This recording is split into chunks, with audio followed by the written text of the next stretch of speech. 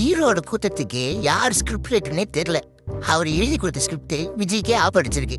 எந்த அளவுக்கு பெரிய ஆப்புனா இப்ப சொல்றேன் கேளுங்க. அங்க 40 உயிர் செத்துட்டு இருக்கும்போது யார் எப்படி போனா என்ன, என் உயிர் எனக்கு முக்கியம்னு யார் போட்டு தெரிச்சு ஓடினாரு பாருங்க நம்ம தற்குறி விஜய். அவர் வாயாலே நான் மக்களை கொன்னுனா ஓடி வந்து நிப்பன்னு சொல்ல வச்சாரு பாருங்க. அதான் ஐடியே கொள்கை எதுன்னு சொல்றாங்க. அவங்க நேரடியா விமர்சிக்கவே இல்லாம இருக்காங்க. இவங்க பாஜகவை எதிர்க்க போறாங்க. அதை நாம நம்பணுமோ? பொதுவா வள்ளுவா கோட்டான்னு பேர சொன்னாலே சங்கிங்களுக்கு தான் அடி வயர்ல இருந்து அத்தனையும் எரியும். ஆனா இவருக்கு ஏன் எரியுது?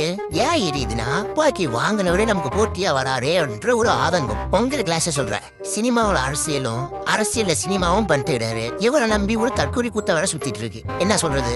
இந்த தற்கொலை கூட்டம் அரசியலுக்கு வர்றதுக்கு முன்னாடி வரையும் ஏதாவது பிரச்சனைனா போராட்டம் பண்ணுவாங்க, இல்ல ஏதாவது நீதி கிடைக்கணும் போராட்டம் பண்ணுவாங்க. இந்த தற்கொலை கூட்டம் வந்த பிறகு அண்ணங்கிட்ட இருந்து முத்த வேணும்னு போராட்டம் பண்றாங்க, சன் டிவில விஜய் படம் போடணும்னு போராட்டம் பண்றாங்க. இது எல்லாத்துக்கும் மேல அவங்க கட்சியில இருக்க கொள்கை தலைவர் பேரு அவங்க கட்சியில் இருக்கு எவனுக்குமே தெரியல. எவனாவது கேட்டா என் தளபதிதான் கொள்கை தலைவர், செங்கோட்டையன் கொள்கை தலைவர் அப்பன்னு ஊட்டிட்டு இருக்கானே. என்னடா சொல்றீங்க? வீட்டுல இருந்து எஸ்சிஆருக்கு வீடியோ போட தெரிந்த இவருக்கு மக்களை நேரடியா சந்திக்கும் போது எந்த ஒரு பிரச்சனையுமே பேச தோணல. ஆமாங்க, திருப்பரங்குன்ற பிரச்சனை அதை பத்தி பேசல. மகாத்மா காந்தி 100 நாள் வேலைக்கிட்டோம் அதை பத்தி பேசல. இது எல்லாமே மக்களோட பிரச்சனை தான். இப்படி மக்கள் பிரச்சனை பேசுறேன்ட்டு மக்களுக்கு பிரச்சனை கொடுக்குற பாஜக பத்தி வாய கூட திறக்க மாட்டிருக்காரு.